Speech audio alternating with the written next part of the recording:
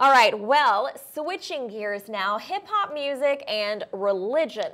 They might not seem to have much in common, but a couple of professors at Rice University see a lot of similarities. In fact, they've structured an entire class around the idea. VOA's Greg Flakus schooled me on it. When you see the shine, we on the level those before us never even. Bernard Freeman, better known as the hip-hop rapper Bun B, says hip-hop and religion both examine the basic mysteries of life. Hip-hop asks the hard questions about life. Why are we here? What is our purpose? Who are we? And we use different lessons within the culture to help people deal with these things and help people try to find these answers. Hip-hop actually has a pretty big center here in the black community in Houston, and has produced a lot of sounds and records that have become hits around the country. What is it that they're trying to communicate to their students? Well, I think what they're trying to do is have the students look at both of these social movements, I guess you could say, from a different perspective. And by looking at them and contrasting them and comparing them, they will learn more about both. Bun B developed the course on hip-hop and religion with Rice University religion professor Anthony Pinn, who says faith has long been expressed through music. Pinn also sees a parallel between Christianity, which started as a small Jewish sect in a far corner of the Roman Empire, and hip-hop, which developed partly as a response to gang violence in New York. Greg, there are a lot of controversial themes that are talked about in hip-hop. So sex, drugs, violence.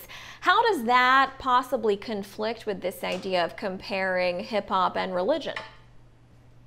If you were comparing to a particular religion, let's say Christianity or Islam or Judaism, you might say, well, these kind of profane lyrics and all seem to really be in contrast to the values and beliefs of those particular religions.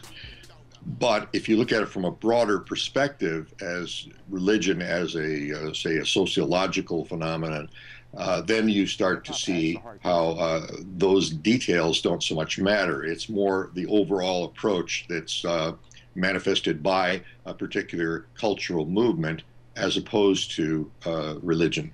Let's talk about how hip-hop artists use Christian signs and symbols within the culture. Now, talking about that, let's talk about the roots of hip-hop. The professor you spoke to compared it to the beginning of Christianity.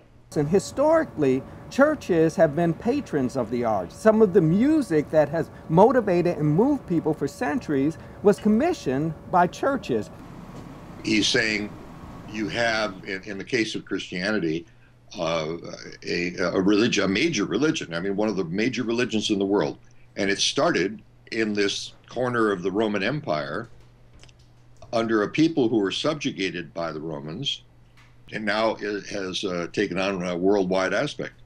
Greg, you talked to a couple of students about the class, students in the class, and they said that they're learning a lot more here than just about music and religion. What kinds of sociological issues are they studying? When they do the class with the students there at Rice, they don't do it in a classroom. They go out into the community. They go to places in the Third Ward, or they go to a church, they go to perhaps a place where the hip-hop rap music is performed.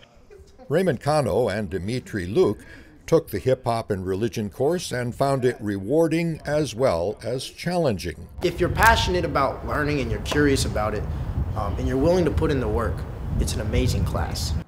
The class delves into social problems and economic challenges that even students face, says Dimitri Luke.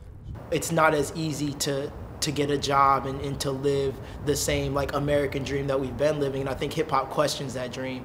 Both students say they also gained insights into religion and spirituality through the course.